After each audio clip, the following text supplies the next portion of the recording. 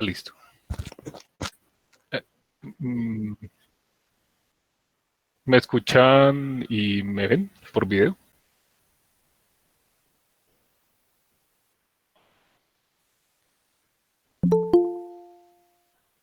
Listo. Voy a compartir la pantalla.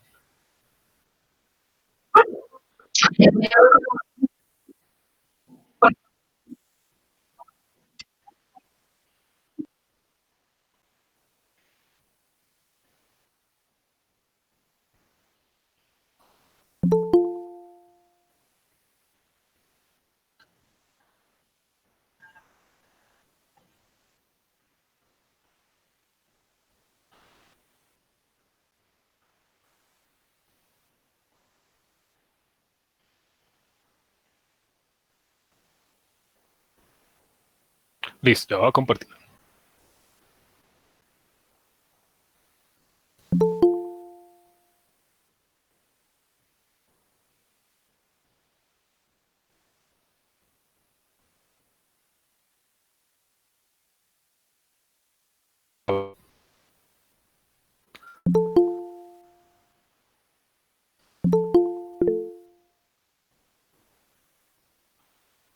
¿Ve la presentación?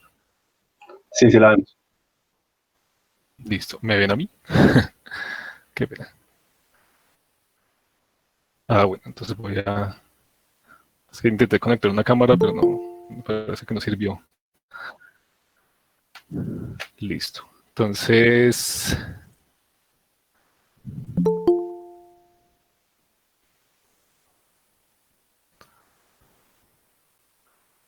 Bueno, buenos días para todos. Espero que estén pasando muy bien la cuarentena. Yo sé que es un poco estresante, pero es lo único que podemos hacer en este momento frente a esta situación global que nos está acechando.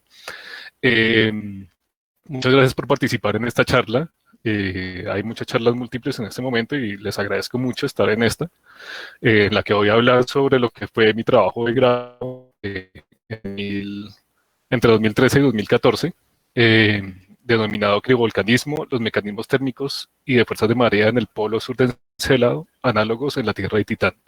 Esto fue bajo la dirección del profesor Jairo Sánchez, que está ahorita como docente en la UNAL Medellín. Él antes era docente del Departamento de Geociencias y pues cuando estaba acá me pudo dirigir esto. Bajo su tutela pude hacer un trabajo que salió muy chévere y pues él es el primero de su clase de este tema. Eh, es, es como tal el primer trabajo en criovolcanismos que se hace en Colombia ya desde un punto de vista académico. A partir de ahí, ya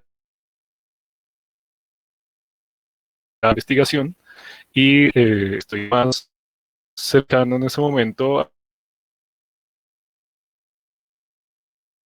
tiene que ver con sistemas inteligentes para análisis geocientífico. Entonces, en este momento estoy trabajando con el profesor Luis Hernán Ochoa como mi tutor doctoral y ya en este momento voy en el segundo año del doctorado, ya pronto va a comenzar mi tesis doctoral también en todos estos temas. Entonces, si hay la oportunidad, les estaré mostrando también esto en una oportunidad siguiente. ¿Me escuchan bien?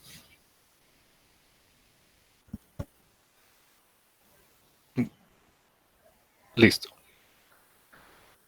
Bueno, entonces entremos en materia. ¿Qué es criovolcanismo? El criovolcanismo va a ser todo ese volcanismo que se da de material que no es roca fundida como tal.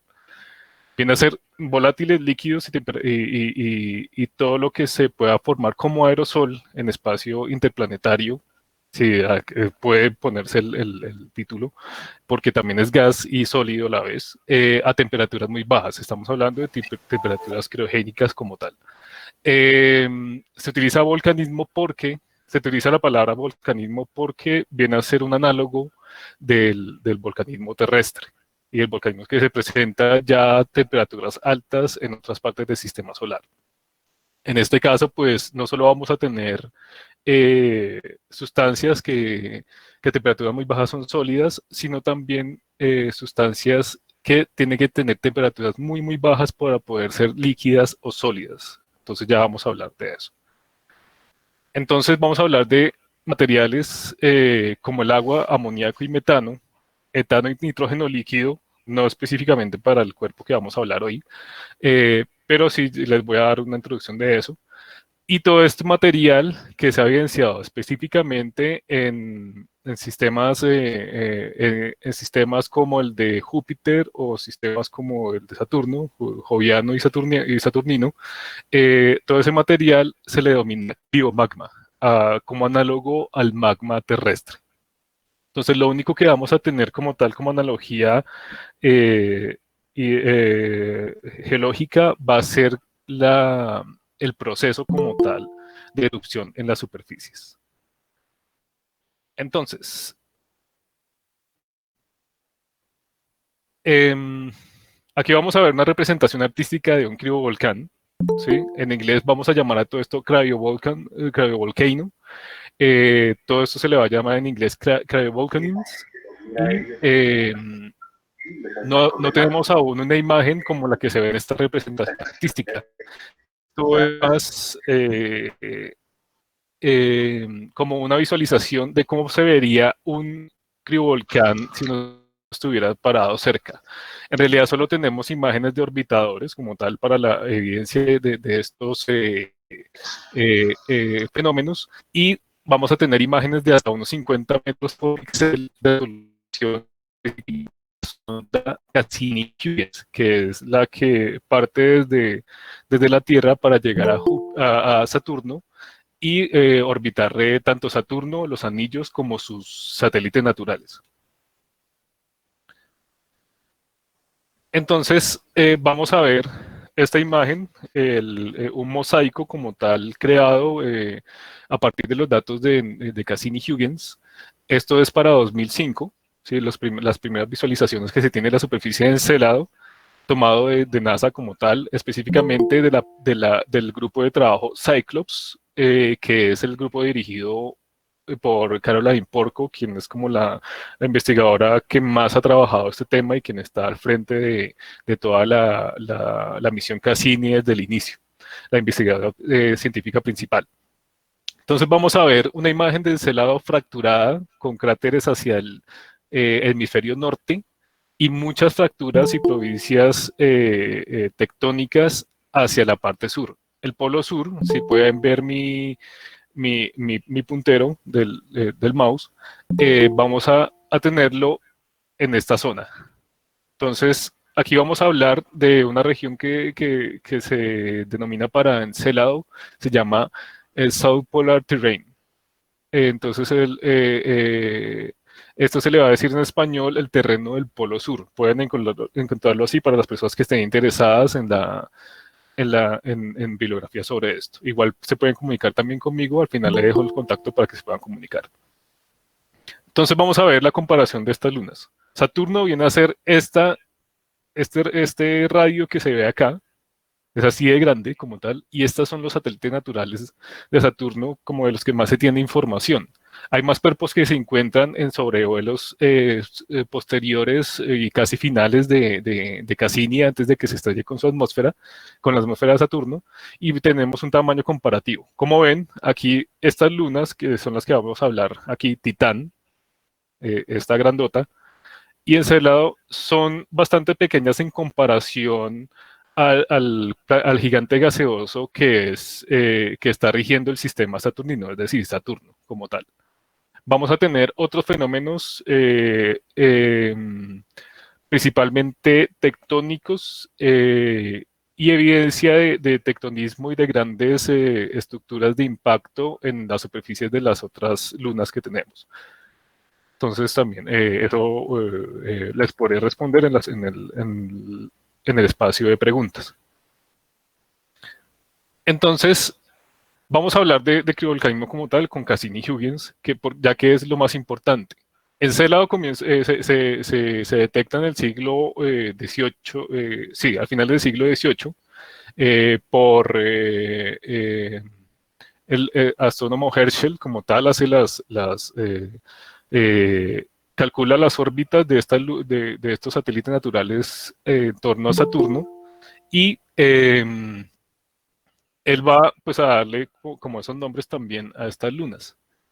Mucho después, mucho después, cuando parten las ondas Voyager 1 y 2, después de que ya por observación astronómica se establece que Encélado específicamente, esta luna helada, es el cuerpo con más albedo del sistema solar, se intenta hacer pasar Voyager 2 específicamente para poder observar Encélado. Entonces ya comienzan a evidenciarse fenómenos geológicos y una distribución no uniforme de la temperatura en la superficie. Y pues eso da como el pie para ir pensando en una misión específica al sistema saturnino. Eh, Después, lo que envía Cassini-Huygens es precisamente todas estas imágenes que develan todo lo que pasa en las lunas de Saturno, específicamente en Encélado y Titán, que son las dos que más llaman la atención para este sistema y de las que hay bastante información para investigar. Entonces tenemos la evidencia primera, en noviembre de 2005 se publica esta imagen como tal, ya después de que llega desde la sonda Cassini, donde vemos jet criovolcánicos de agua como tal en estado sólido, y también alcanza a tener una parte líquida y volátiles, nitratos, también fragmentos de moléculas orgánicas, digo, moléculas orgánicas como tal en aerosol, y todo esto se ve pues en la firma espectral como tal de la erupción. En otras órbitas comienza a verse estas imágenes, eh, donde tenemos aún más evidencia de que hay una geología activa en este momento, o sea, en la actualidad, en esta luna de Saturno. Entonces vemos jets que están emanando material particulado hacia la espacio interplanetario en el sistema saturnino. Entonces aquí les voy a mostrar más o menos qué es lo que hace una reconstrucción de lo que hace Cassini cuando hace un paso por Encélado en las órbitas. Estos orbitadores no tienen como tal un sistema de propulsión, es decir, no se pueden mover libremente a donde quieran, sino tienen que aprovechar toda la cuestión gravitatoria que se da entre Saturno y sus lunas, específicamente la atracción gravitatoria de Saturno, y por eso es que es tan difícil obtener estas imágenes. Estamos hablando de pasos de 15 minutos o 10 minutos, donde se toma todas las imágenes que se pueda sacar de un cuerpo, y hay que esperar hasta que vuelva a poder tener una órbita cercana a cada cuerpo para poder tomar imágenes. Esta imagen es muy famosa, es una visualización real de Encélado emanando sus jets. Aquí les voy a poner el puntero donde estarían los jets sobre el anillo de Saturno. Entonces aquí comienza a abrirse una nueva como conceptualización de lo que podría ser la geología de un cuerpo o la geología planetaria. Entonces, por definición, la geología planetaria viene a ser todos los fenómenos físicos y químicos y biológicos, si hay la posibilidad, que transforman la superficie y el interior de un cuerpo planetario. De hecho, pues la palabra correcta es astrogeología, o la más usada, ya que se referiría a la geología de un cuerpo estelar distinto, de un cuerpo astronómico distinto a la Tierra. Entonces, se extiende la cuestión geo, o sea, ese artículo en la palabra, eh, porque todo viene a ser un estudio análogo a lo que se sabe en la Tierra. Diferente a esto es el criovolcanismo. En el criovolcanismo no tenemos como tal un análogo en la Tierra. No lo hay. No hay forma, de hecho, de representarlo, de reproducir las condiciones en laboratorio, precisamente por la temperatura. Estamos hablando de temperaturas menores a menos 160 centígrados. O sea, son bastante bajas, tanto para Encelado como para Titán. Aún así, hay intentos que les voy a mostrar posteriormente. Entonces, aquí tenemos algo más como una ultrageología, geología que se va más allá del cuerpo y comienza a tener inferencia en el espacio interplanetario adyacente. Entonces, aquí tenemos que el anillo eh, se da la hipótesis de que el anillo de Saturno está formado específicamente por las partículas que son que salen en la erupción de quiromagmas desde Encélado. Entonces, tendríamos una geología más allá de este cuerpo planetario que se extiende eh, a su sistema de satélites naturales en el sistema saturnino. De hecho, vamos a tener evidencia de que puede estar cayendo todo este material particulado en otras lunas del sistema saturnino y se puede verificar con firma espectral. Entonces, vamos a tener aquí que la superficie de Encelado se limita por provincias por provincias que tienen contactos tectónicos. Ya hay un dataset como tal para todo Encelado, donde vamos a tener principalmente fallas transformantes en analogía a lo que tenemos en el fondo del Océano Atlántico en su parte central, y que muestran a su vez una variabilidad de la densidad de cráteres. Como no tenemos la posibilidad de, de establecer una edad absoluta para estas superficies, tenemos que limitarnos con la edad relativa, principalmente basados en la cantidad de cráteres y el tamaño de estos. Entonces, para la superficie de Encelado, vamos a tener eventos tectónicos que pueden datarse o puede hacerse su seguimiento hasta 30.000 años, hace 30.000 años, y partes que pueden llevarse hasta 10 millones de años de anterioridad. Y tenemos también, pues, algo muy particular para Encelado, que es los jet criomagmáticos concentrados hacia el polo sur. Ya posteriormente vamos a hablar de eso en otras diapositivas. Entonces, vamos a tener que el criovolcanismo va a tener como fuente energética para que se den estos fenómenos geológicos. Va a tener la energía basada en el calentamiento interno, que se da por la interacción gravitatoria entre cada luna y Saturno, ¿sí? Y las lunas entre sí, con resonancias orbitales y con excentricidad. Es algo bastante discutido, es algo que está en ese momento en hipótesis, sigue en hipótesis como tal la explicación del calentamiento interno por acción gravitatoria, y es algo que se sigue trabajando específicamente en modelos numéricos para llegar a una conclusión. Es muy discutido y los modelos que les voy a presentar de aquí en adelante son bastante discutidos y que continuamente se están cambiando. Entonces, vamos a tener que para cualquier satélite natural en un sistema como el de Saturno, como el de Júpiter, con un planeta gigante gaseoso, mucho más grande en relación de tamaño, vamos a tener una diferencia en la intensidad de la fuerza gravitatoria cuando en un punto de la órbita el cuerpo se acerca más al gigante gaseoso y cuando se aleja más.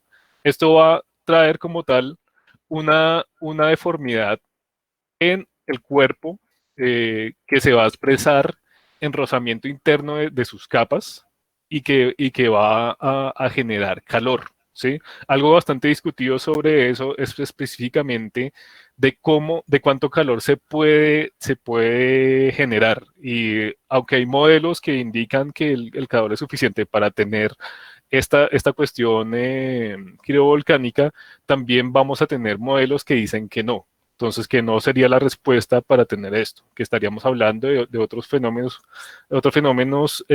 adicionales que estarían dando la energía suficiente para tener estas erupciones criovolcánicas.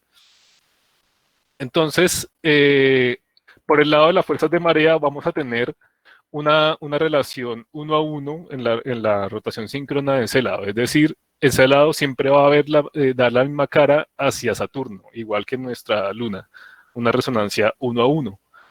Da una vuelta cada 33 horas terrestres, y esto va a hacer que que ese continua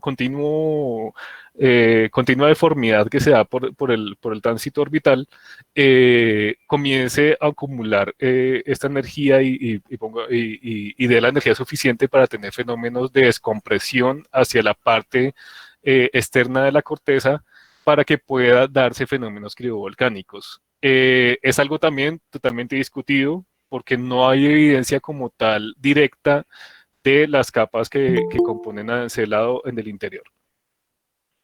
Entonces, vamos a hablar también de Titán, de la otra luna, mucho más grande que Encelado, y vamos a tener un periodo de relación mucho más largo, casi 16 días, donde vamos a tener una excentricidad mayor y aún así vamos a tener fenómenos criovolcánicos en la superficie. Aquí vamos a observar las dos órbitas, mientras que Encelado tiene una órbita de distancia media de 230.000 kilómetros, Titán va a tener una órbita de 1.200.000. Si estamos hablando en comparación, digamos, con nuestra luna, Encelado estaría mucho más cercano a Saturno que la luna de nosotros y Titán mucho más lejos. Entonces vamos a hablar de una cuestión astronómica y específicamente de mecánica celeste, que es la excentricidad. La excentricidad es la forma es un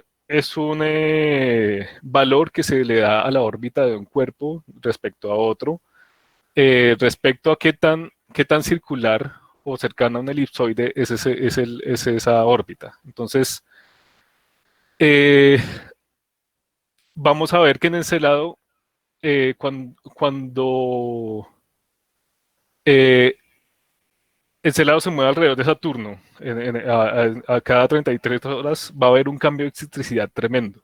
¿Sí? O sea, pues tremendo, estamos hablando de varios kilómetros que precisamente se van a ver en la deformidad del planeta. Esta deformidad más que todo es dada en modelos porque no hay como tal una evidencia visual, observacional como tal de esa deformidad, pero es lo que se puede inferir a partir de la gravedad que ejerce toda la masa de Saturno sobre la pequeña masa de Encelado en relación. Entonces, vamos a tener la excentricidad menor en Titán, qué pena, me equivoqué hace unos momentos, vamos a tener una excentricidad menor en Titán, pero sí vamos a tener una deformación suficiente. La cuestión es que Titán tiene más masa y viene a interactuar un poco más fuerte con las lunas que se presentan entre Titán y Saturno. Están casi en el mismo plano orbital y vamos a tener también un juego de gravedad entre todas esas lunas que van a representarse también en Titán. Solo que en Titán vamos a tener una superficie mucho más deformada, mucho más plástica y que va a comportarse de una forma muy distinta a la de las otras lunas heladas que tenemos en el sistema saturnino. Entonces, aquí pues un compendio de las dos cosas. La excentricidad viene a mostrarse en la cantidad de energía que se disipa en la superficie y como hipótesis está que este tidal herring, calentamiento por marea, viene a ser como la fuente energética de todos estos procesos. Entonces aquí una visualización de cómo sería esta cuestión. Aquí es bastante exagerado, ¿sí? O sea, esto aquí estamos exagerando mucho, pero es básicamente lo que pasaría, ¿sí? Entonces, en un punto mucho más cercano entre el centro de Saturno, el centro de masa de Saturno, y el centro de masa digamos, en este caso, de Titán, si en el punto de la órbita donde es mucho más cercano, vamos a tener una elongación del cuerpo como tal, y esa elongación ya a nivel geológico va a ser una deformidad bastante grande que va a crear rozamiento y fracturamiento dentro del cuerpo planetario y eso se va a representar en energía que se disipa específicamente a la superficie, además de convección de hielos. Vamos a tener algo similar a lo que tenemos en la Tierra con la convección en el manto y cercano a la astenosfera. Pero con hielos. Vamos, eso tampoco hay una evidencia directa, sino sencillamente se ha hecho por modelos numéricos como tal. Entonces, en la parte que está más alejada, Titán de Saturno, en esta gráfica, vamos a tener que recuperar su forma. Al recuperar su forma, también vamos a tener una disipación de la energía. Un análogo muy común sería como cuando se coge una pelota de tenis, se la aplasta y esta comienza a recibir calor. O como cuando la pelota, al rebotar en la raqueta, o en el suelo, al comprimirse genera calor por la compresión. Es parecido el análogo, aunque no totalmente exacto. Entonces aquí vamos a verlo ya en una vista de planta, cómo estaría esta elongación respecto del satélite al planeta gigante gaseoso, y de una forma muy exagerada, ¿no? Si esto fuera realidad cierto, o sea, aquí estamos exagerando mucho, si esto en realidad fuera cierto, pues tendríamos un, una catástrofe planetaria, ¿no? O sea, esto deformaría un planeta. Además que la cercanía al planeta de gigante gaseoso estaría sobrepasando el límite de Roche, que es el límite donde un cuerpo con estabilidad, con equilibrio hidrostático, comienza a perderlo y comienza a disolverse en una órbita frente a un gigante gaseoso. Entonces, tendríamos la deformación combinada del movimiento de traslación de cada luna respecto a Saturno, y esa interacción gravitatoria respecto a cada posición en su órbita, además con las otras lunas. Entonces, también lo que principalmente escribe Porco y otros, y escribe también Jade Reidenbuch, que también es investigadora en todos estos temas, con artículos muy importantes, ellas coinciden en que va a haber unas desincronizaciones leves de su rotación y respecto de cada cuerpo con Saturno. Entonces, no va a ser un 1 a 1 la resonancia orbital, sino va a ser un 1.0999 tal o 1.11 tal, ¿sí? Entonces, se puede dar esa desincronización, y eso se va a representar específicamente en las fracturas que se dan en lunas heladas como Encélado y Dione y otras de las lunas que están en este sistema. Además, para Encélado específicamente se tiene la hipótesis de que habría una resonancia orbital con Dione, que es otra luna un poco más grande, un poco más alejada. Aquí la vemos en vista de planta, y al pasar la luna y alinearse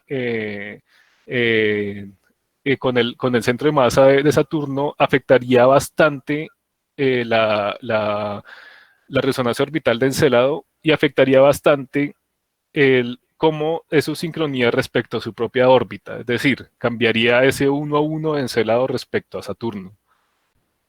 Entonces, la resonancia con Dione es 2 a 1, es decir, cada vez cada 2 vueltas de Encélado, Dione da una. Entonces hay varios puntos donde se van a encontrar las dos órbitas, aquí totalmente exagerado, pues para poder visualizar. Y esto es lo que pasaría cuando hay una resonancia, una interacción gravitatoria entre estos tres cuerpos específicamente. Listo. Aquí es una animación de lo que podría pasar, de esa resonancia 2 a 1. Entonces, el círculo negro de Saturno, y eso es básicamente lo que está pasando con la afectación de la forma como tal del cuerpo de Encélado y de su interior. Entonces, lo que se habla y lo que se pone como hipótesis para todos estos casos es que el núcleo rocoso, que en este caso Encélado lo tiene, y se sabe ese núcleo rocoso es precisamente por los movimientos de libración que tiene la Luna, y se sabe bastante es por los sensores geofísicos que tiene Cassini-Huygens. Entonces, más que todo, como lo que se esperaría en un modelo numérico ideal, y lo que muestran los datos es lo que hace pensar en que hay un núcleo rocoso como tal. Lo mismo para Titán. Entonces, este núcleo rocoso, al deformarse, disipa calor, y ese calor va a generar una convección en la corteza helada que rodea ese núcleo rocoso. Ya lo vamos a ver en la gráfica. Para ese lado se considera de unos 30, aquí este dato ya cambió con los últimos pasos de Cassini, se considera de 50 a 100 kilómetros, pero en este momento se considera de 30 kilómetros de espesor en promedio para toda la Luna. Entonces, ese calor va a fundir parcialmente esa corteza helada y va a generar ese movimiento convectivo. Aquí lo vamos a ver en esta gráfica.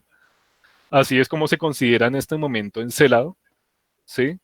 Aquí vamos a ver eh, un posible océano en estado, un océano comprimido debajo de la corteza helada. Aquí vamos a tener un cuerpo nada más de 550 kilómetros, casi la distancia que hay de Bogotá a Bucaramanga. Y vamos a ver cómo este calor disipado, que se representa aquí en rojo, del núcleo rocoso, que está siendo deformado por la excentricidad y por la interacción gravitatoria con Dione y con Saturno. Entonces disipa calor y ese calor va a hacer que se dé ese hielo, entre comillas, tibio, un hielo menos frío que va a generar convección y que de alguna forma está llegando a volverse a vapor de agua y partículas de hielo y orgánicos y nitratos al salir expulsados por el polo sur. Entonces, evidencia para eso, específicamente el instrumento CIMS de Cassini, donde vamos a poder tener, con el cual vamos a poder tener un mapa de temperaturas de Encélado. Muy generalizado, de una de resolución muy baja, pero pues que está evidenciando que el calor está principalmente concentrado hacia el polo sur. Entonces, no es como tal calor, sino es algo menos frío. ¿Sí? Vamos a ver algo menos frío. Aquí estamos en temperatura de Kelvin. O sea, temperaturas que se van a acercar a los 200, a los 220 grados bajo cero y que en la superficie van a representarse más o menos en menos 190 y hasta menos 170 centígrados. Es algo bastante, bastante frío. O sea, mucho más frío que cualquier eh, eh, análogo en laboratorio que se pueda generar con nitrógeno líquido o con cualquier experimento similar. Entonces vamos a ver que esta temperatura se va a representar específicamente debajo de unas estructuras, de unas geoformas a las que se les llama las rayas de Tigre. Estas rayas de Tigre tienen toponimias como tal: Damascus, Bagdad, Cairo, Alexandría. Específicamente Bagdad y Damascus son las más activas. Y aquí se va a ver mucho más, entre comillas, calor que en otras partes del cuerpo planetario. Esta animación es tomado de Cyclops, que es el programa que les digo dirige Caroline Porco. Acaba Cyclops y queda solo trabajando pues toda la parte de las imágenes a publicar después de que Cassini se estrella o sea, se disuelve en la atmósfera de Saturno, pues ya terminando su periodo de vida de casi 17 años, desde que sale desde la Tierra. Entonces, aquí vamos a ver cómo es posible con las imágenes interpretar la forma y el vector en que están saliendo las erupciones. Son erupciones que se calculan de entre 80 kilómetros hasta 150 kilómetros por hora de erupción. Estar ahí sería bastante peligroso. O sea, si hubiera una posibilidad de tener humanos parados frente a una erupción quiromagmática, sería bastante peligroso, ya que podría enviar a la persona que esté parada ahí con su traje, la enviaría a esas velocidades a espacio interplanetario, porque la gravedad de la superficie de Encelado es muy baja. Estamos hablando de 0.1 metros por segundo aproximadamente.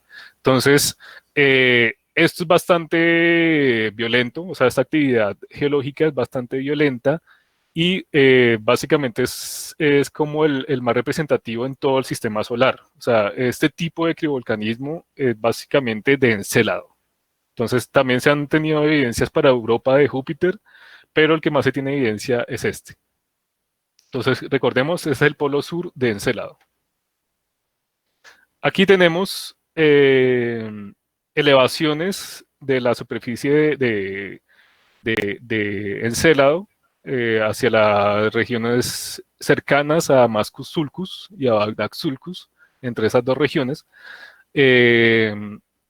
y superficies que se pueden interpretar geomorfológicamente gracias a una técnica que se llama fotoclinometría. Más adelante les explico rápidamente lo que es esta técnica, que permite sacar un modelo digital de elevación de la superficie de Encelado y permite sacar todos estos datos que pueden ser útiles y tener asociados la información espectral respecto a la posición de las geoformas y a las pendientes que se pueda hallar. Aquí es una reconstrucción ya en anaglifo. Todos estos datos ustedes lo pueden reconstruir si están interesados y me pueden contactar también para hacer estas reconstrucciones. Pueden hacerlos de forma de tridimensional para analizar geomorfológicamente lo que está pasando, tanto a nivel volcánico como estructural, como tectónico. Aquí tenemos un acercamiento de casi unos 60 metros por píxel hacia una parte de Damascus Sulcus, que es una de las rayas de Tigre, donde vamos a ver una posible falla transformante. O sea, se evidencia con solo las líneas que se pueden, con los lineamientos que se dan, que tenemos una tectónica activa, posiblemente o muy cercana o muy conectada a lo que está dándose como convección de hielos en la subsuperficie. Entonces, vamos a tener estas fisuras grandísimas donde va a salir todo el criomagma. Aquí estamos teniendo una escena como de unos 30 kilómetros aproximadamente. De estos son imágenes de Cassini, de BIMS, del instrumento, aproximadamente como de 2008. Son este set de imágenes. Y vamos a tener evidencia de toda esta cuestión estructural. De esto hay infinidad de artículos, pero aún así no se ha llegado a un consenso totalmente de cómo se están comportando estas fisuras. Hay poca información multitemporal también como para hacerle el seguimiento, pero sí la hay. La ventaja que hay es que hay muchas técnicas para poder reconstruir tridimensionalmente esto que está aquí y tener una aproximación a la geomorfología y a la cuestión tectónica. Entonces aquí vamos a tener fisuras más o menos de 150 metros, 200 metros de profundidad. Entonces más o menos tendríamos, para hacer una analogía, si nos paráramos en el centro de estas fisuras y mirábamos hacia arriba, estaríamos viendo algo como Monserrate, si estuviéramos parados debajo de Monserrate, un poquito más bajito que Monserrate, pero más o menos así sería las alturas que se dan. Si lo acercamos también, podríamos tener un análogo muy parecido en el Cayón de Chicamocha. Tendríamos, o sea, si ustedes viajan pronto allá, bueno, si se puede después de esta pandemia, podríamos imaginar el Cañón de Chicamocha, pero formado de hielo. Más o menos así se vería estas fisuras si no estuviese parado ahí. Entonces, vamos aquí a tener una representación artística de que estamos viendo la convección de hielos, la falla transformante que se da y cómo estaría saliendo esos criomagmas. Así más o menos tendríamos una conceptualización de eso, de lo que está pasando ahí. Entonces, aquí tenemos a Encelado como en realidad se ve. Encelado no se ve con las rayas azules como se muestran en todo lado, sino esas rayas azules son específicamente falso color que se da de las imágenes combinadas de visible e infrarrojo. Entonces, perdón.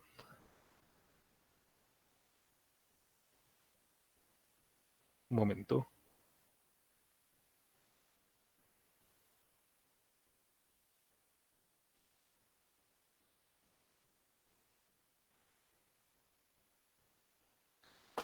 Entonces, esa imagen en falso color que es muy famosa en Internet, en realidad es esto.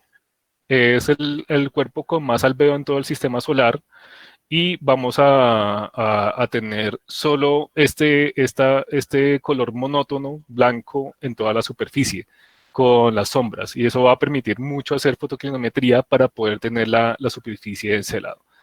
Aquí vamos a tener un acercamiento a una zona de estas, y de aquí va a salir un modelo digital de elevación donde vamos a tener una posible simulación. Esto se hizo posterior al trabajo de grado que hice con el profesor Jairo Sánchez, y es una aproximación a esto. En este momento, para mi investigación doctoral, estoy trabajando con estos temas, afinando mucho más los modelos que estoy utilizando para la simulación de criomagmas. Entonces, ustedes pueden también analizar toda esta información. Esta información es gratuita y está disponible en línea a través de los servidores del Planetary Data System.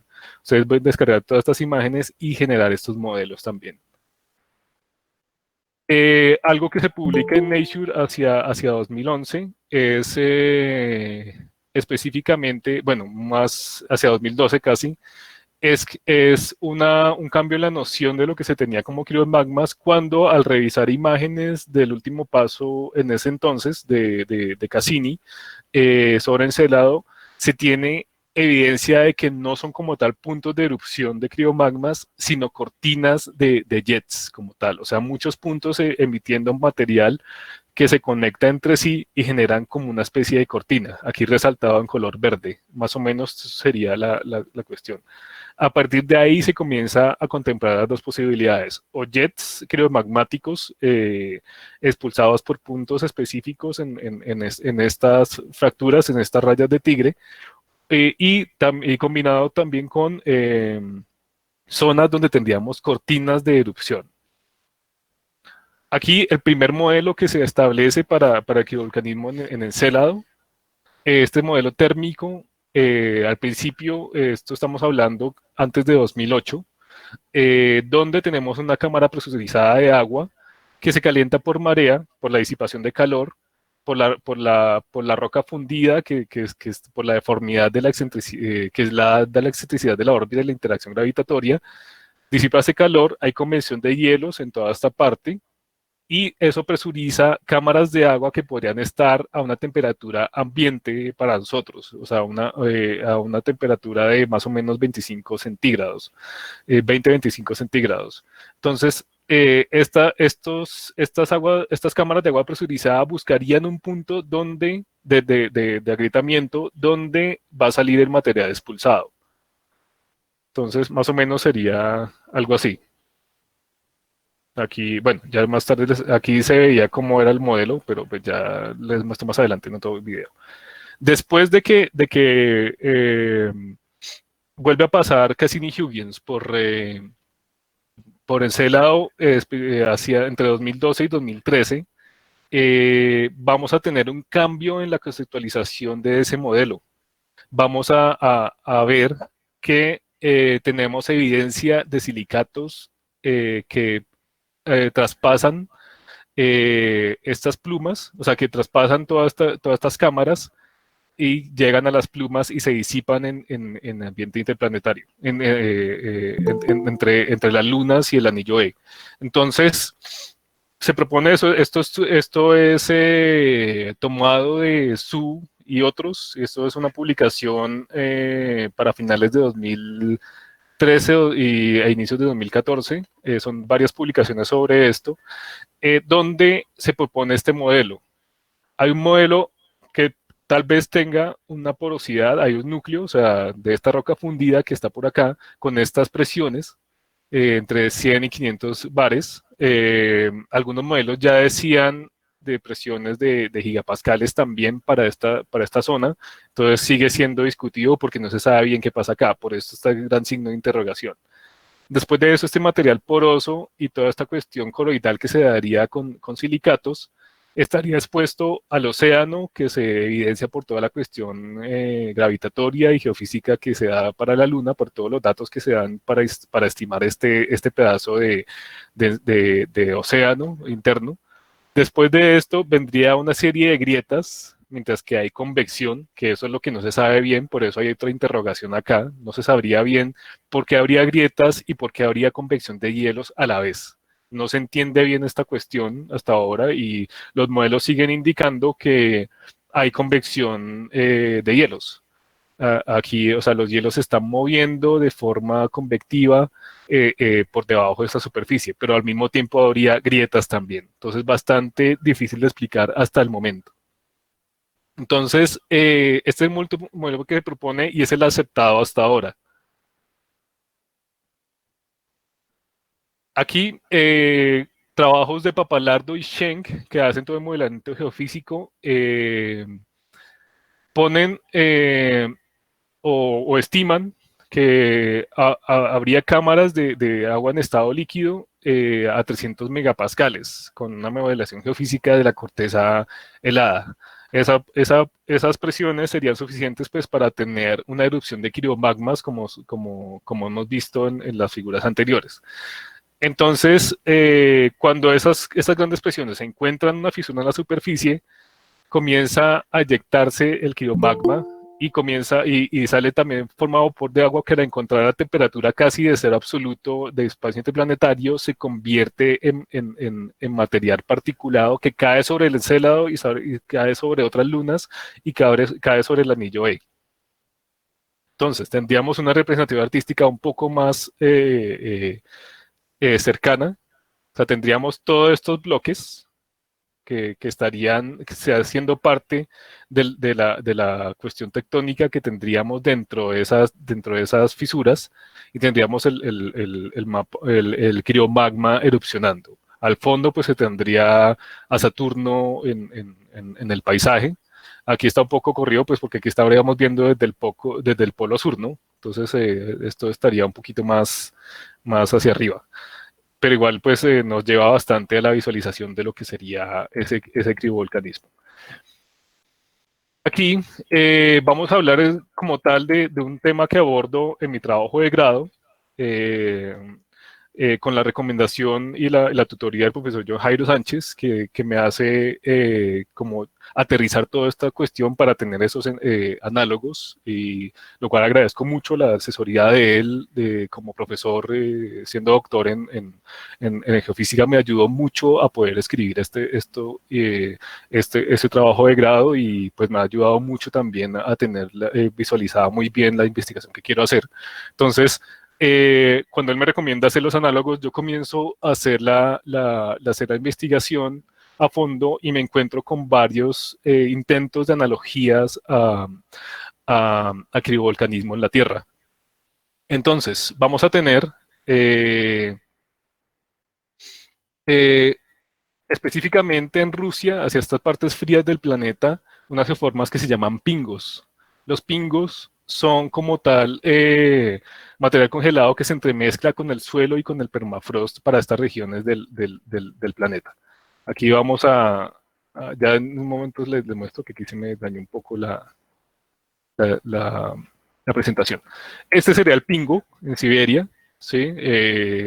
En los medios fue un boom mediático como en 2017 porque decían que no había forma de explicar esto y esto está bastante estudiado. Es una geoforma que se presenta cuando el hielo se dilata por el frío, comienza a dilatarse y a comprimirse de acuerdo a los cambios al cambio de temperaturas en el exterior y va modificando el terreno, deformando el suelo y el permafrost que hay. Entonces, esto no es como tal un cono volcánico, pero sí estaría muy cercano a lo que pasaría en Titán, que ya vamos a ver la gráfica.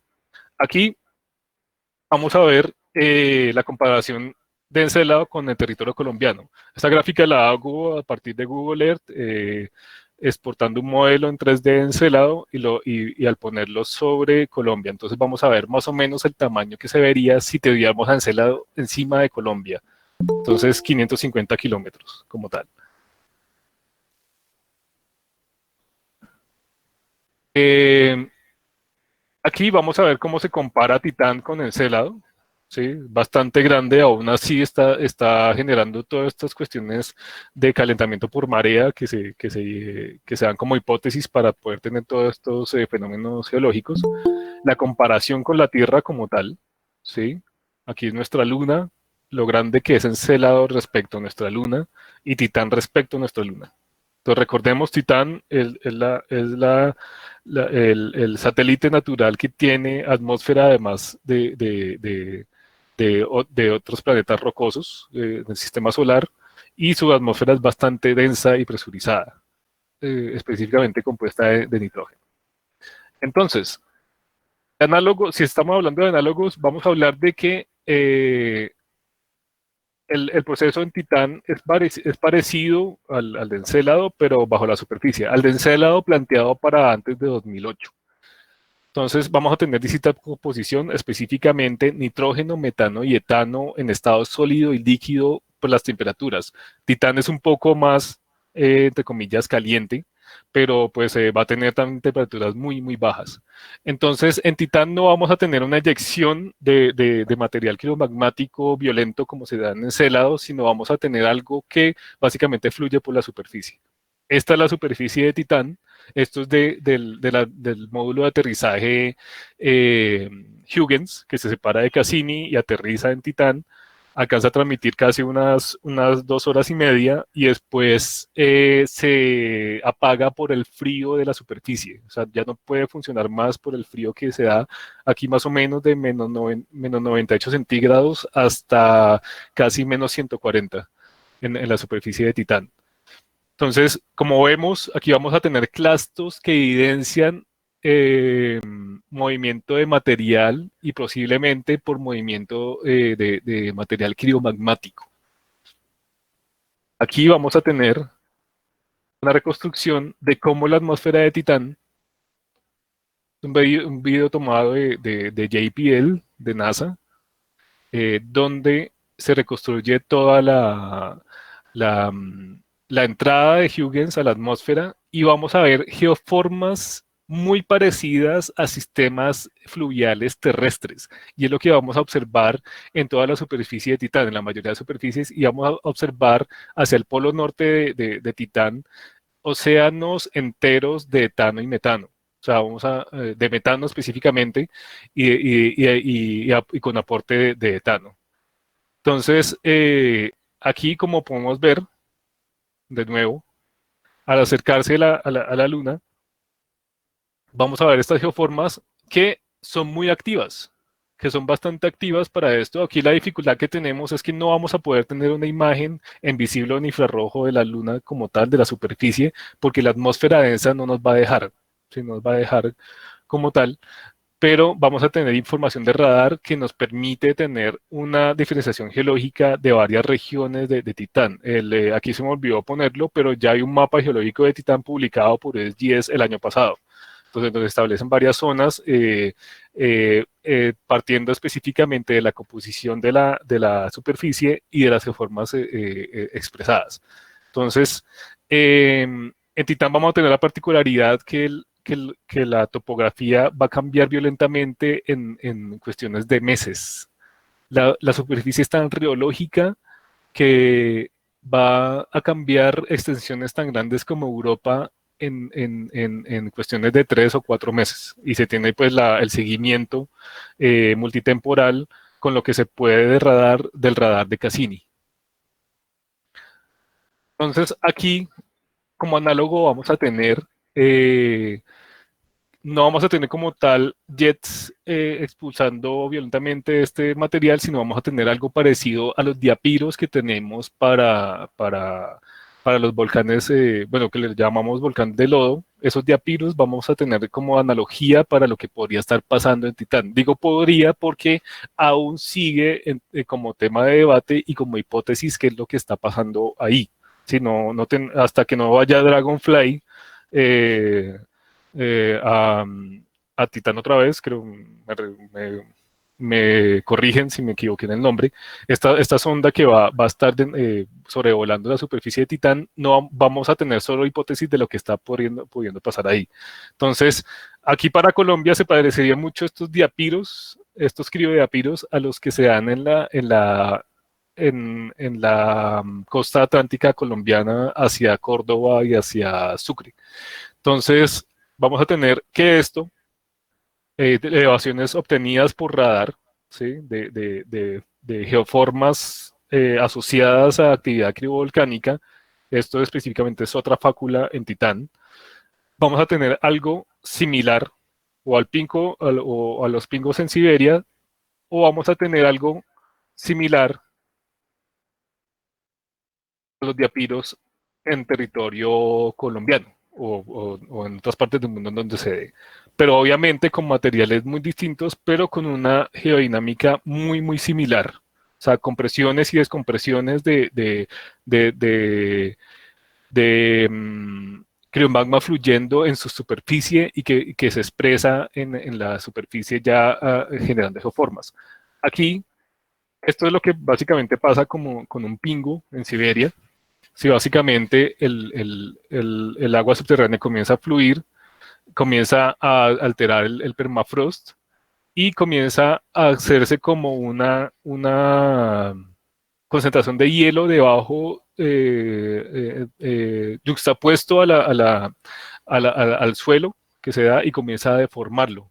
Después, con el tiempo, si la temperatura sube, este hielo va a evaporarse y se colapsa el pingo, generando esto. Esto es lo que en 2017 más o menos fue que comenzó a salir como fake news sobre esto, sobre que no se sabía qué era lo que pasaba acá y sí se sabe específicamente qué es lo que pasa con estos pingos en Siberia. Comenzaron a verlo la gente en Google Earth y en imágenes por avión y en imágenes satelitales y comenzaron a hacer teorías e hipótesis muy descabelladas sobre esto. Entonces, pero en realidad solo es una geoforma que se da por la interacción del hielo con el permafrost y el suelo. Aquí vamos a ver un video de cómo esto es para un grupo de investigación alemán. No recuerdo en ese momento cuál es el grupo, creo que es de Freie Universität de Berlín. Ellos llevan a temperaturas muy bajas este material. Aquí para poder hacer el análogo, lo ponen con hielo seco y con una bandeja enfriada con nitrógeno. Entonces, vamos a poder tener en el modelo que ellos hacen con globos y con material para aislar lo que podría ser el criomagma fluyendo debajo de esa superficie, la erupción de un criomagma pues en modelo análogo. Es como las aproximaciones más cercanas que se tiene a esto, pero la dificultad de hacer esto es bastante grande ya que se necesita bastante nitrógeno líquido y un cuarto temperizado a temperaturas muy, muy bajas. Lo que fallaría de este modelo análogo es precisamente la presencia de una atmósfera tan poco densa respecto a la atmósfera de Titán para este modelo. Aquí lo hacen para lo que podría ser un punto de erupción en Encélado, que quería mostrarles. Entonces, esto es basado como tal en las hipótesis que se tienen para antes de 2008, antes de que se establezca la configuración de un océano interno debajo de la corteza helada. Entonces, aunque se parezca en geoforma, ya en conclusión podemos decir que no hay como tal una analogía específica. Va a computarse la misma geodinámica, pero para nada es parecido a lo que podríamos tener en un diapiro. O sea, se parece en forma, pero no en proceso. Entonces, va a comportarse los materiales moviéndose de forma similar, ¿sí? Pero no va a ser para nada algo que podamos comparar. O sea, no podríamos ir a un diapiro en la costa y decir, así es que se mueve un criomagma en Titán. O sea, no habría forma de conectarlo. Entonces, aquí era lo que les estaba hablando, como tal, de la superficie de Titán. Y vamos a tener otra analogía, pero que la vamos a ver en volcanismo subglacial. Vamos a tener algo que es parecido específicamente a Titán, que es algo energético, algo con energía, en este caso, digamos, una geoforma volcánica que está derritiendo la capa helada que se tiene para la Tierra.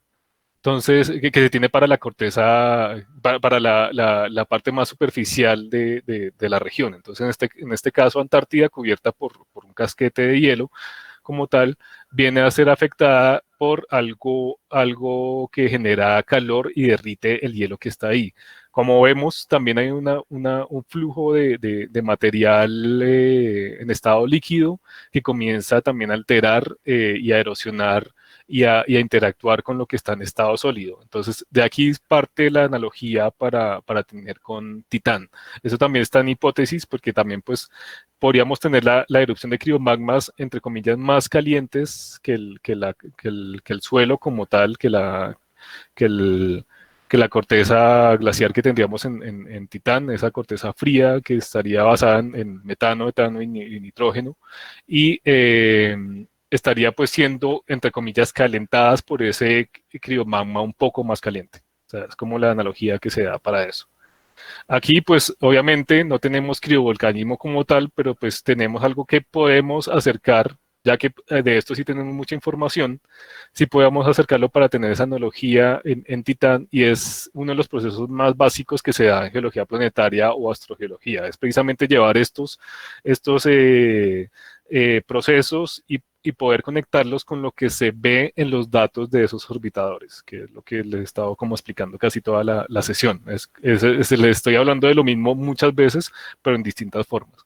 Aquí, una comparación a la misma escala de esta parte central de Antártida, donde las temperaturas se registran como máximo en menos 93 centígrados, y vamos a tener algo similar a la misma escala con lo que es Damascus Sulcus, Bagdad Sulcus y, y Cairo Sulcus. Entonces, se ve algo similar, pero obviamente como esto está sobre una corteza silicatada y es lo que no pasa aquí, pues no vamos a tener como tal todas las fallas transformantes que estaríamos viendo en el celado, pero sí vamos a tener un comportamiento del material muy, muy similar al que tenemos en el celado. Entonces puede extenderse la analogía. Entonces, antes de las conclusiones, voy a explicarles aquí rápidamente ya las técnicas. Si ustedes están interesados, pueden contactarme para estos temas. Hay mucha información para trabajar. También pueden contactar a otras dos personas de las que les voy a hablar rápidamente, que han trabajado con estos temas. eh, y pues con todos los procesos que se da para eso. Entonces, aquí vamos a tener un resumen muy rápido de lo que pasó, de lo que pasa de Cassini con Encelado. Aquí, ¿ven mi pantalla? ¿Ven esta presentación? Sí, esperen un momentico. Sí, aquí la están viendo. Entonces aquí vamos a ver que en 2005 se confirma las erupciones criomagmáticas, pero en 2008 vamos a ver que se comprueban por la firma espectral, se comprueba que hay CO2, nitratos e hidrocarburos en las plumas como tal. Se da la configuración de rayas de tigre con la zonificación de color basado en BIMS y en CIMS como instrumentos de Cassini, y comienza a sospecharse lo del que se hablaba del anillo de Saturno. Entonces, aquí es necesario traer a colación esto de sensores remotos en esto, que es parte del tema que estoy trabajando y que siempre he trabajado, todo lo que sea aplicado para geociencias y planetarias. Entonces, vamos a hablar específicamente de este instrumento, el CDA, el Cosmic Data Analyzer. El Cosmic Data Analyzer estaba montado sobre Cassini-Huygens y es un instrumento que puede detectar partículas nanométricas, micrométricas, y puede detectar como la trayectoria en la que vienen y su composición. Entonces, al hacer establecer la composición, es cuando se detecta material silicatado que viene de las plumas del Encelado. Este es otro ejemplo de cosas que se salen mucho de la definición de sensor remoto. La KenCam de Curiosity para Marte, que es un espectrómetro de masas, básicamente, que se da cuando emite un láser, el cabezal de instrumental de Curiosity pulveriza, como calienta la muestra hasta que la hace básicamente hervir y la quema y obtiene el espectro de masas como tal. Entonces, este del CDA nos permite establecer con los datos geofísicos que se tienen para el mismo paso hacia octubre de 2015, también desde 2013 se tiene otra información, y vamos a hablar de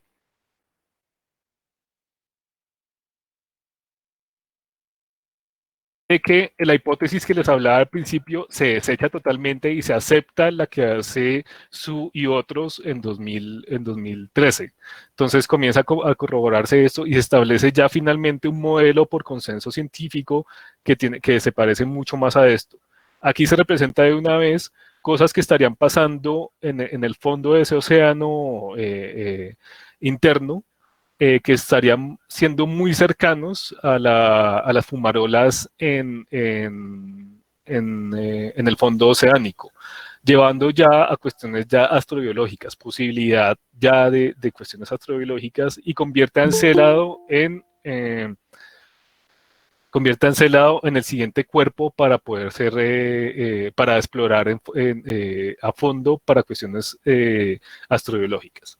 Entonces tenemos una información aún más detallada de las fisuras y se establece más una geomorfología activa en estas fisuras. Y pues se establece la existencia de este material silicatado, y es donde se establece, que se confirma este modelo que propone Sud y otros desde 2013 y que vuelve a reconfirmar en 2015. Son como casi 6 artículos distintos donde se analiza mucha información de los últimos pasos de Cassini sobre Encelado. Entonces, esto es lo que ve Cassini en 2005. Y vamos a hablar ya por último, de estas técnicas que les he hablado toda la sesión, que son específicamente 3. La fotoclinometría. Vamos a establecer en una superficie con color regular que, de acuerdo a cómo está reflejando la luz del sol, vamos a poder establecer una inclinación del terreno, y así se reconstruye la superficie del cuerpo planetario. Entonces esto se aplica para lunas heladas, para Europa, para de Júpiter. De hecho, ahí es donde se comienza a hablar por primera vez de fotoclinometría, y después se establecen estas técnicas para Encelado. Esto es lo que genera como tal, digamos, para Europa y para Encelado esa fotoclinometría. Y vamos a hablar de otra técnica muy popular en estos momentos, es, que se llama fotogrametría. Es específicamente lo mismo que se hace con un dron para una superficie, lo mismo que se hace con fotografías aéreas para la superficie terrestre. Entonces vamos a tener solo un arreglo de imágenes que tienen orientaciones distintas entre sí y de la que se puede reconstruir el modelo tridimensional de una superficie. Aquí, como les decía, esto es lo que genera como tal la fotogrametría y la fotoclinometría, y vamos a hablar de como el santo grial de toda esta análisis. Vamos a hablar del análisis espectral. Cada píxel que vemos en las imágenes que toma Cassini va a tener una dimensión espectral, va a tener un comportamiento distinto respecto al espectro que tiene por su longitud de onda. Entonces vamos a tener en infrarrojo, ¿sí? Después o sea, aquí tenemos el visible en esta parte. Después del infrarrojo va a comportarse de una forma muy característica, y vamos a utilizar cosas como las absorciones específicas, digamos, en este caso, CO2, que tiene una absorción muy marcada, y vamos a poder mapear dónde hay especies químicas específicas, algo que nos va a ayudar mucho a la interpretación geológica. Entonces, esto se puede hacer por ISS, por BMS y CIRS, que son los instrumentos entre ópticos y radiométricos y espectrométricos que tenía Cassini. Entonces, vamos a hablar específicamente de firmas espectrales de reflectancia para poder tener toda esta información. Y vamos a poder también establecer del tamaño de las partículas, vamos a poder establecer sus tamaños y su cristalinidad por el análisis espectral también. Y esto nos conlleva a, tener un índice de cristalinidad que se va a asociar precisamente a la dinámica presente en la Luna. Esto es lo que sale de resultado. Esto es del trabajo de grado de Elisa Forero, que hicimos entre 2015 y 2016, donde podemos establecer un índice de cristalinidad para una de las zonas de las fracturas en el polo sur de Encelado. Aquí les voy a mostrar, ahora sí para terminar,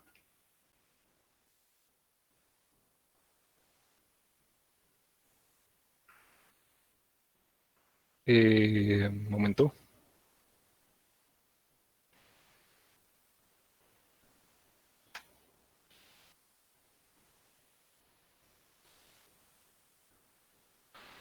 Vamos a hablar también de criovolcanismo en otros lugares, específicamente Plutón. Vamos a tener a Plutón también con fenómenos criovolcánicos y vamos a tener muchas otras lugares en el sistema solar, que aquí me extendería mucho si hablara de eso, donde vamos a tener evidencia de fenómenos volcánicos. Aquí vamos a ver lo que se puede ver en Plutón a través del paso del flyby de New Horizons y vamos a ver eh, que puede haber evidencia, puede haber volcanismo activo en este momento. Aquí vamos a ver también de un flujo de material helado que puede parecerse a flujos de lava en la Tierra y se puede establecer en análogo. Y vamos a ver distintos trabajos que se tienen, digamos como el de Lisa Forero. Les presento a Lisa Forero, ella es geóloga también egresada del Departamento de Geociencias. Trabajamos su trabajo de grado con todo lo que tenía que ver con criovolcanismo y establecimos específicamente este índice de cristalinidad para una región de Damascus-Sulcus. También hemos trabajado con Javier Suárez, él es geólogo de la Universidad Nacional también, con maestría en ciencias geología, y él trabajó con todo lo que tiene que ver con Plutón, específicamente su superficie, todas estas celdas que se dan por fenómenos que pueden parecerse a sistemas coloidales en superficie terrestre. Se me olvida el nombre en este momento específicamente, es el proceso que se da esto. Son celdas que se dan también y que se pueden simular análogamente en esto, no me recuerdo el nombre específicamente. De pronto, si Javier está conectado, nos puede ayudar con eso. Y vamos a ver distintos procesos que pueden asociarse a criovolcanismo, específicamente, digamos, como esta salida de material. Puede haber una convección también que está haciendo algo análogo a la erupción de magmas muy lentos en la Tierra, pero con algo basado en nitrógeno, en CO y en CO2 en estado sólido. Entonces, podríamos tener algo muy parecido, pero mucho más en una escala diferente dentro de Plutón. Bueno, esto fue una foto que se me coló ahí, estuvimos en el flyby de New Horizons. Y bueno, esto es de otra presentación. Ya es una presentación más larga que tengo sobre criovolcanismo, y más allá de magma se llama. Y pues algo que nos lleva ya para finalizar es que posiblemente en Encélado y en Titán, específicamente en Encélado, debajo de ese océano congelado, vamos a poder tener algo similar a lo que podríamos tener en Europa de Júpiter, que es vida compleja, probablemente, o vida, eh, eh, microorganismos vivos asociados a todo el ambiente que podría estar generando todos estos criomagmas y la dinámica interna de Encelado. Ya para concluir acá, entonces, vamos a tener estas conclusiones. Existe una clara analogía entre los procesos criovolcánicos entre Titán y Encelado, pero se expresan de manera distinta específicamente por la configuración de cada luna, su tamaño, su interacción gravitatoria y la composición de los criomagmas. Y vamos a tener también una diferenciación en las geoformas, como se expresan en la superficie en cada uno de estos dos satélites. También vamos a tener análogos que se pueden hasta cierto punto conectar con lo que pasa en estos dos satélites naturales y se van a parecer mucho a lo del volcanismo subglacial donde vamos a tener una interacción del agua y el hielo y presurización muy parecida a la que se piensa para el celado. También vamos a tener algo que se parece como los crioedapiros, aunque se parezcan en geomorfología pues, y en la geodinámica, no son para nada equiparables o no se pueden utilizar como análogo terrestre para los fenómenos criovolcánicos que se observan. Lo mismo los pingos que se tienen en Rusia. Entonces, eso fue parte de las conclusiones que se da para el trabajo de grado. Y estas son parte de las referencias, son muchas, son casi como 50, pero aquí pongo varias de que son muy importantes. Jaumann, que hace esto, la parte de la distribución de partículas de hielo. Greenberg, que hace toda esta parte kilométrica para Europa y que se puede extender para Encelado. Escipioni y Schenk, que hablan sobre toda esta parte de hielo en granos de esos micrones que se puede sacar por la firma espectral, y de toda esta parte de los resultados que presenta Porco con BMS y su equipo Cyclops. Un libro para los que quieran estén interesados en este tema. Es este de Introducción a la Ciencia Planetaria desde una perspectiva geológica. Es muy bueno para los que quieran introducirse en esto. Es un libro que se consigue en línea, como tal, de Favre, Gonter y esta señora, si no me acuerdo el apellido de ella. Y vamos a tener la publicación de Su y otros, donde pues se habla del último modelo establecido para Encelado. Entonces, que este es el último, es muy recomendado, el último que sale de toda esa serie de publicaciones que hacen su equipo, el equipo de Su, es este de marzo de 2015. Entonces, era lo que les quería presentar hoy. Si quieren, muchas gracias por su atención y si quieren contactarme, este es mi correo electrónico y pues estoy abierto a preguntas que necesiten.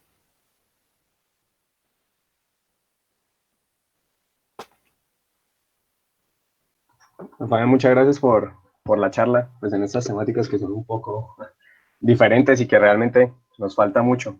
Lo mío es más como un comentario. Digamos que, bueno, Dragonfly, uno de sus objetivos es mirar, digamos, el potencial astrobiológico que hay en Titán, ¿no? Sí. Eh, digamos que algo interesante, digamos que puede entrar ahí en la parte de investigación es el potencial o, digamos, el efecto que tienen los cráteres de impacto en dar condiciones favorables para el origen de la vida, porque ya, digamos, hay relaciones, al menos aquí en la Tierra, de los sistemas hidrotermales que se pueden generar cuando se dan los impactos Sí. meteóricos. Entonces, digamos que ahí también se abre un espacio para la investigación. Y de igual forma, respecto a la superficie, pues la edad de esa superficie en estos cuerpos, pues la densidad de cráteres nos indica que es bastante joven esa edad. Sin embargo, también Sí. hay estudios que nos muestran o pues que relacionan la superficie o la topografía de Titán con la localización de esos meteoritos. Y esa relación nos muestra que muchos de esos impactos están en las zonas, digamos, topográficamente más altas, al menos en Titán. Y que en Sí. las zonas bajas, pues, puede existir, digamos, un pequeño, hablando en términos más, no sé, coloquiales, un pequeño mar, digamos, de ese hidrocarburo, de ese metano líquido que hay.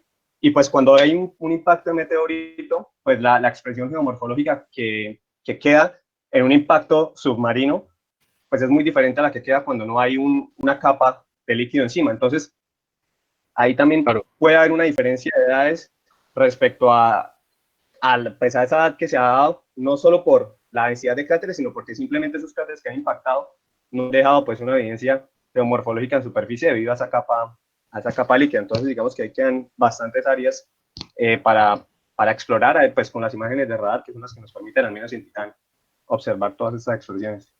Sí, exacto. Entonces, ahorita lo último que se tiene, digamos, todo lo que dice el compañero es bastante exacto y preciso lo que está diciendo él, porque vamos a tener muchas configuraciones distintas y por eso sencillamente vamos a tener solo algo relativo, ¿sí? Vamos a poder solo tener algo relativo en la mayoría de casos. Aún así, en este momento se está ahondando mucho en la investigación en Encélado específicamente y en las otras lunas del sistema saturnino, Japeto, Dione, todo esto se está ahondando mucho precisamente el índice de cristalinidad.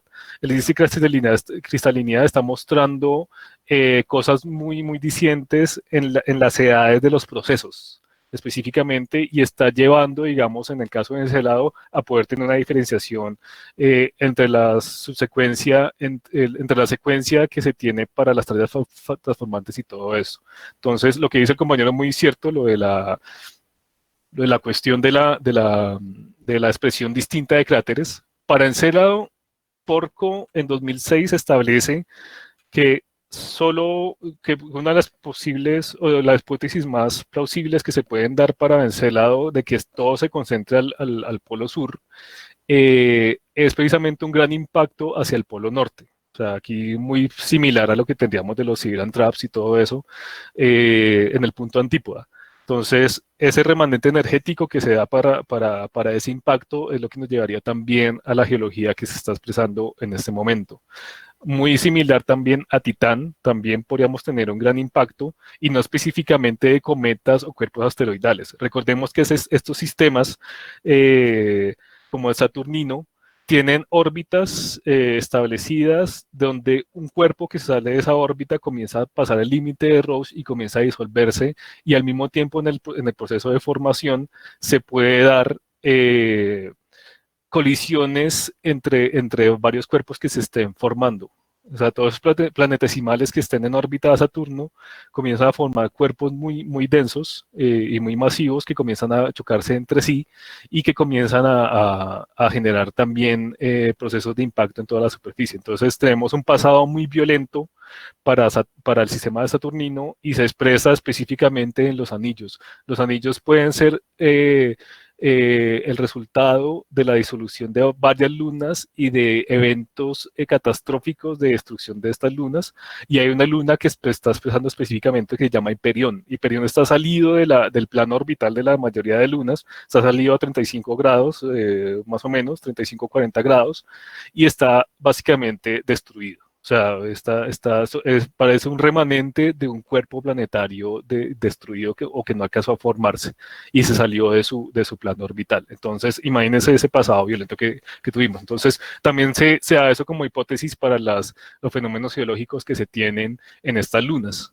Esos pasados violentos que se tuvieron de la formación de estas y pues ya una estabilización subsecuente que se da en edades muy recientes, 10, 15 millones de años, una estabilización ya como tal de estos cuerpos y que ya no comienzan a haber tantos impactos y pues que igual lo estamos viendo todos esos remanentes energéticos en sus expresiones morfológicas.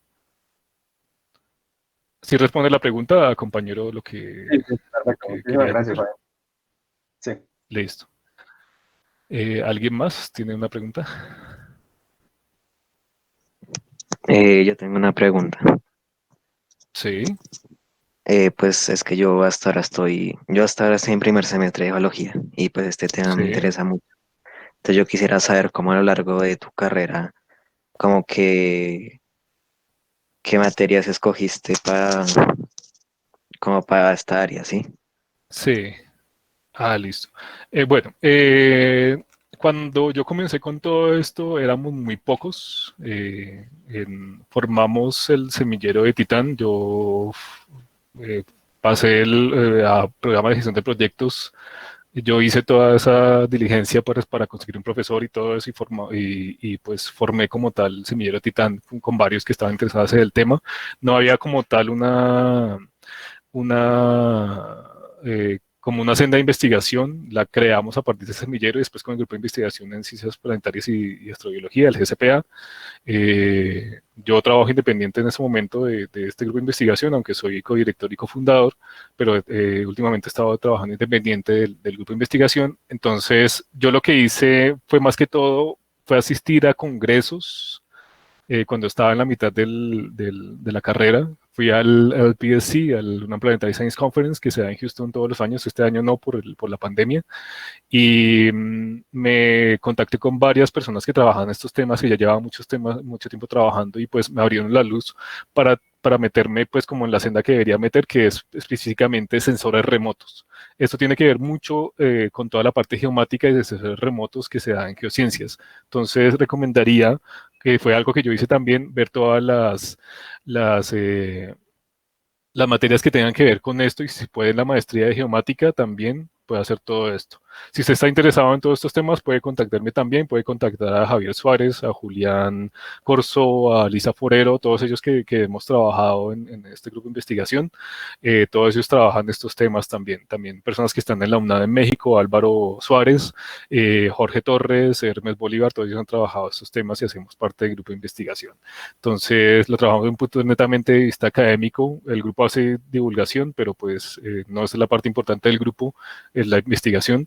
Y puede contactarme y lo puedo ir guiando en esta cuestión. Entonces, le recomiendo ver todo lo que tenga que ver con sensores remotos y procesos de datos para geociencias, toda la parte geofísica y todo lo que tiene que ver con geomática y computadores para las geociencias. Como tal, le recomendaría eso. Igual estoy bienvenido si necesita guianza en todos estos temas. Es parte de mi responsabilidad moral hacer todo esto, ya que fui parte de los que comenzaron todo esto en Colombia. Ok, muchas gracias. Listo. Aquí alguien pregunta en los comentarios, ¿qué pasa con los impactos sobre estas grandes coberturas de hielo? ¿Hay evidencias de grandes fusiones? ¿Se forman los cráteres tan bruscos? Sí, hacia la parte, pero ¿te refieres a Titán o la Tierra? Si es para ese lado, sí tenemos la evidencia de esos grandes impactos. El impacto más grande que habría generado los fenómenos geológicos en el punto antípoda no habría como tal una evidencia, pero sí los siguientes impactos, los impactos tan grandes. La evidencia en sí del impacto más grande que habría tenido en ese lado sería precisamente el volcanismo en la parte, el criovolcanismo en la parte antípoda. Estos cráteres sí se van deformando y se ve más que todo hacia las latitudes 30 y 40 debajo del ecuador de Encélado. Los cráteres se van deformando con las fallas transformantes. Aún así, encima de las fallas transformantes tenemos también otros impactos más pequeños que llegan, mucho más, o sea, posteriores a la formación a la dinámica de cada falla. Entonces, eso sí. Para la Tierra, si algo impacta en casquete gélido, como lo decía el compañero que hizo la pregunta hace poco, sí vamos a tener también un comportamiento distinto, pero hasta uno de los impactos que más se tiene evidencia de eso es el que se da en Antártida como tal, aunque Antártida no tenía casquete de hielo en ese momento. Otros impactos a nivel terrestre se da para el criogeniano,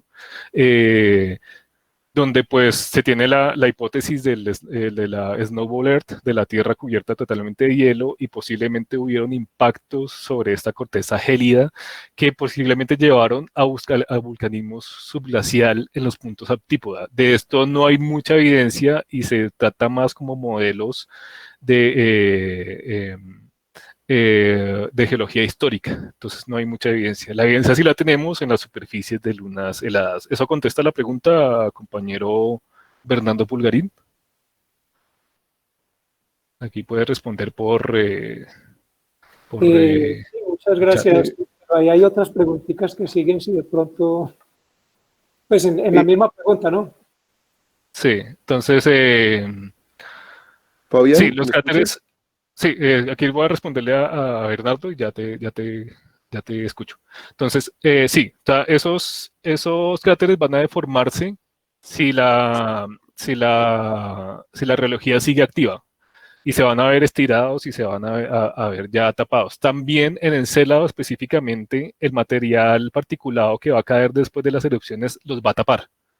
Va a tapar y solo va a dejar una parte visible de cada impacto de eso. Entonces, era como lo que quería responderte. Sí, entonces si va, o sea, tu pregunta es sí se van a deformar y se van a destruir con eso. Entonces, En Titán sí totalmente, Titán sí va, o sea, la evidencia del impacto como tal va a ser bastante borrosa y se va a ver más que todo hacia cercanías de los cuerpos de metano líquido hacia el Polo Norte. Van a ver las posibles evidencias de impactos. Entonces eso también es bastante discutido y más por la limitación del instrumento, ya que todo es radar y es interpretación sintética de radar. O sea, no es como tal el modelo digital de elevación, sino es cómo se interprete la información de radar y la densidad del material como responda a la señal del radar que envió Cassini. Otra pregunta aquí antes del compañero que iba a hablar. Dice, muchas gracias, información básica acerca de estas placas. Sí, toda esta información, mucha información, aquí voy a escribir Planetary Data System, y recomiendo estos autores, Porco, Radenburg, recomiendo a López, que ella es como, Rosalie López es ahorita la editora de Icarus, que es una de las revistas más importantes en planetarias, en ciencias planetarias. Ella habla mucho de Titán. También recomiendo a Papalardo. Aquí recomiendo a Schenk, que él hace toda la parte geomática de estas lunas. Y pues de ahí se desprenden a Nimo también. Francis Nimo también es durísimo en todos estos temas. Esos como los autores principales de muchos que hay, o sea, hay muchos, pues son de los que más he leído y son muy buenos, entonces ahí puedes encontrar mucho sobre esta cuestión del criomagmatismo. Entonces, esas placas tectónicas las refieren más que todo al proceso de desincronización que se da en la relación orbital que tiene Saturno con Encélado y la desincronización que tiene Encélado en su propia órbita. O sea, que no cumple como tal las 33 horas, sino que se desfasa en tiempo. Entonces, esa aceleración y desaceleración es un movimiento de traslación y al mismo tiempo con la resonancia orbital, o sea, de la cara que le está mostrando a Saturno, es lo que también estaría provocando esas provincias tectónicas y es lo que habla mucho eso. Entonces, en Io, pues vamos a tener esa gravitación gravitatoria y en Io vamos a tener una influencia de las otras tres, de otras dos jovianas, Calisto y Ganímedes, con su alteración gravitatoria afectando la superficie de Io. Aquí en ese lado la tendríamos específicamente con Dione. En algún momento se planteó la hipótesis con Titán, por lo masivo de Titán, pero no se tiene como tal muchos datos sobre eso, solo está en una hipótesis inicial. Listo. ¿Eso responde la pregunta, compañero Brian Suárez? Listo. Entonces, ¿alguien más iba a preguntar? Qué pena que lo interrumpí ahorita. Buenos días, Fabián. Sí, buenos días. Hola, Virgilio, ¿cómo vas? Bien, bien, estupendo. Me pareció estupenda tu presentación, como siempre. Gracias, muy amable. Dos cositas. No me quedó claro la simetría de la órbita de Encelado y pues entendí que es cuestionable ese mecanismo para el calentamiento. Sí. Pero sí veía, por ejemplo, a mí me parece que los volcanes de lodo que ocurren aquí en la parte norte de Colombia, Sí. con simplemente un movimiento de unas diferencias de densidad y causan Sí. un vulcanismo espectacular. Si tú has visto una erupción de volcán de lodo, eso es algo, y con esa atmósfera tan pesada que tenemos, y de todos modos las columnas, me imagino, si no tuviéramos atmósfera serían tremendamente, pues ya saldrían a la superficie, no sé hasta dónde. Sí, claro. Pues eso es, sobre todo lo digo, es para animar a la gente joven que está buscando trabajos, pues buscar análogos de las ciencias planetarias y llevarlas a la Tierra es algo muy bueno porque tenemos muy buenos datos astronómicos, hay unos datos muy precisos que cuando se llevan a eventos terrestres se pueden sacar muy buenas conclusiones. Ayer en la conferencia veíamos esos circos glaciares, pues esos circos, esas formas en el Chiribiquete que perfectamente podían ser explicadas con lo que vos estabas diciendo. No sé si se tenga esa claridad, pero esas formas que están hechas sobre los tepuyes perfectamente redondas que pueden ser una disolución. Sabemos muy bien que en el Paleozoico habían enormes capas de hielo sobre nuestra Amazonía que perfectamente podían obedecer a estos fenómenos. que falta es un poco más de trabajo y llegar a estas buenas conclusiones. Felicitaciones, Fabián. Gracias, y muchas gracias por tu aporte. Sí, específicamente todos estos análogos, aquí cito textualmente a Adriana Ocampo, ha sido también mentora mía, ella pues es headquarter de NASA. Pues hay algo que les quiero citar textualmente que me dijo una vez ella, me dijo, para ser geólogo del planetario, astrogeólogo, trabajar con ciencias planetarias hay que ser muy buen geólogo para la Tierra. Entonces, como la única forma que tenemos es extrapolar lo que vemos aquí en la Tierra, hay que entender muy bien los procesos terrestres y son los que tenemos in situ, son los que podemos ver aquí en afloramientos y podemos visitar el lugar. Por ahora no podemos hacer eso en estas lunas y pasará muchos años para que podamos tener gente allá parada en esas superficies y tenerlos vivos, ¿no? Porque estamos hablando de condiciones muy inhóspitas para la vida humana. Entonces, lo que dice el compañero Virgilio es muy importante porque podemos, digamos, hacer toda esta cuestión de lo que decía Lechiviquete y todo eso, les aseguro que podríamos encontrar un análogo específicamente, no digamos en estas lunas heladas que ya son un cuento aparte, ¿sí? Sino podríamos tenerlo mucho en Marte. ¿Sí? Marte vamos a tener cosas muy parecidas y vamos a tener petabytes de información en visible e infrarrojo para analizar. O sea, como me dijo también Adriana una vez, hay mucha más información que científicos planetarios para analizar toda esta información. Toda esta información está ahí por analizar y pues ahí rescato la invitación que hace Virgilio sobre esto. O sea, hay mucho para hacer esos análogos y cosas que nos van a ayudar también a comprender cosas que se dan en la Tierra desde análogos planetarios. Un ejemplo claro, el efecto invernadero. El efecto invernadero, Carl Sagan primero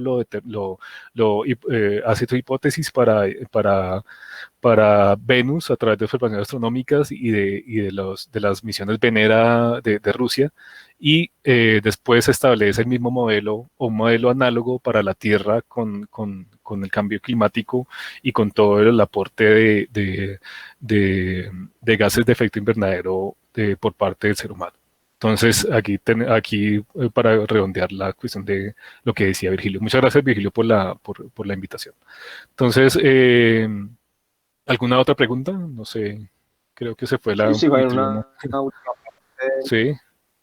No sé qué tan viable sea, pero por ejemplo, digamos, no sé si en Encelado, bueno, en Titán, pues como son impactos que se dan en el hielo, a diferencia de Marte o aquí en la Tierra, digamos, estas fallas transformantes que tú mencionabas, pues como su nombre lo indica, pues debería haber algún movimiento pues de lo que separa esa falla. Entonces, digamos, suponiendo que un impacto, bueno, impactara, valga la redundancia, en X o Y lugar, caracterizar, por ejemplo, el material de eyecta que genera ese impacto, y suponiendo que alguna falla de esas transformantes que tú mencionas cortara ese material de eyecta, Sí. sería como un posible camino para verificar ese concepto de falla transformante en estos cuerpos, creería. No sé qué tan viable sea. Sí, tienes Eso. toda la razón. O sea, es posible hacer eso con el índice de cristalinidad y con la distribución de las especies químicas en la superficie. Entonces, tú vas a poder determinar dónde va a estar el agua y dentro del agua en estado sólido, el tamaño de grano como tal, y eso te va a hablar de toda la geología. O sea, es muy parecido, digamos, a como cuando ves una fotografía aérea de la Tierra, digamos, de una parte que esté erosionada o una parte sin cobertura vegetal, y vas a ver cómo es posible determinar hasta el tamaño de grano de rocas sedimentarias por solo la imagen. Es muy parecido. ¿Sí? Entonces, en esto no vamos a tener la imagen como tal así visible, sino nos toca ahondar en el análisis espectral, pero eso nos va a generar los mapas necesarios para poder hacer la interpretación. O sea, lo que dices es totalmente viable de hacer. Eso sí, los datos son bastante difíciles de trabajar. Hay que conocer muy bien el sensor que se está trabajando para poder tener estos temas, o sea, para poder saber con exactitud y precisión lo que uno está trabajando. ¿Sí? Entonces, pero es posible. O sea, eso sí te toca por lo menos, me atrevo a decir,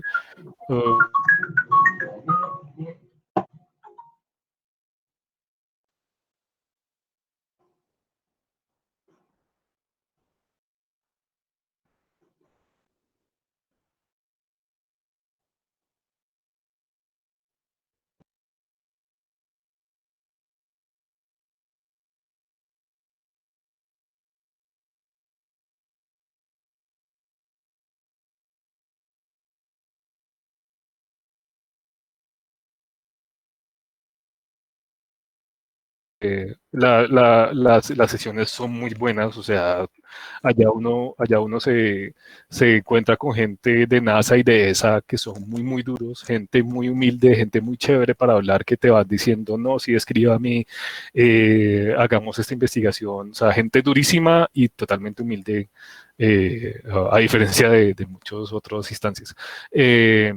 Esto se llama así, lo puedes encontrar como LPSC. El de este año se canceló por la pandemia, pero viene el de 2021. La otra revista se llama Icarus. Eh, Esa revista es como la que más, una de las más importantes, y está el otro del journal, el J Journal of Geophysical Research. También publica mucho sobre planetarios si ustedes quieren investigar. Todo está abierto para los que son de la Nacional, está abierto por el SINAP para publicaciones en línea. ¿Sí? ¿Alguien iba a interceder?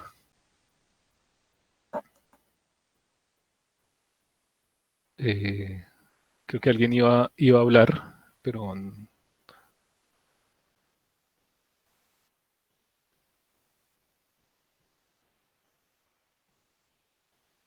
Ah, listo, listo. Entonces, ¿alguien tiene alguna otra pregunta que quiera compartir?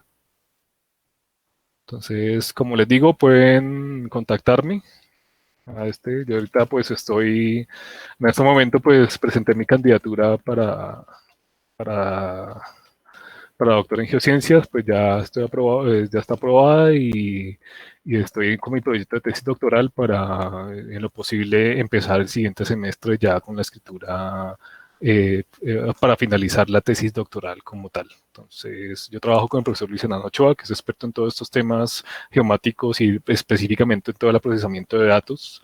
Eh, y pues él es mi mentor en toda esta cuestión también. Y también pues me apoyo con el profesor John Jairo Sánchez y con varios profesores a nivel internacional pues que me están apoyando en todo este trabajo, y lo mismo pues me gusta replicar a mí. Quien esté interesado me puede contactar y yo le saco el tiempo para resolver sus dudas. Entonces, muchas gracias a ustedes por participar en esta sesión y espero les haya gustado, y espero pues el que esté interesado me escriba y vamos investigando qué es lo que nos interesa en el grupo de Ciencias Planetarias y Astrobiología y lo que nos interesa con el semillero de Titán, formar investigadores y generar investigación planetaria en estos temas.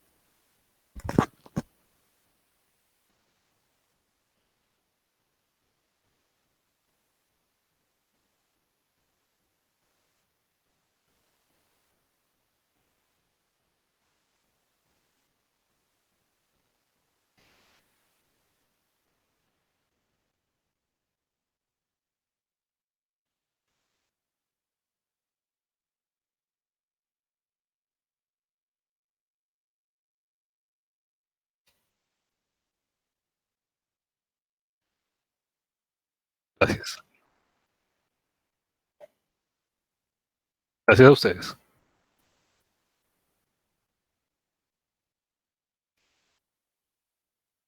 Bueno, gracias a ustedes. Hasta luego.